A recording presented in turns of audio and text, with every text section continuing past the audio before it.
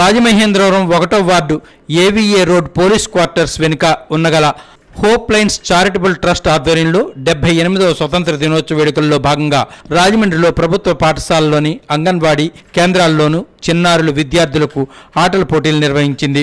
Runners కి winners కి బహుమతులు బహూకరించారు.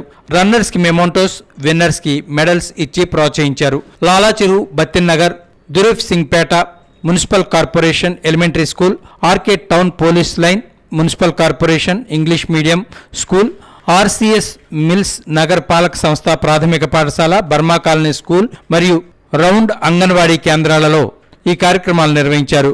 స్కూల్ పిల్లలందరికీ మిఠాయిలు, స్టేషనరీ కిట్స్ పంపిణీ చేశారు. ఈ కార్యక్రమంలో hope lines charitable trust CEO and chairman, trust సభ్యులు చేతుల మీదుగా మరియు స్కూల్ ఉపాధ్యాయులచే కార్యక్రమం నిర్వహించారు.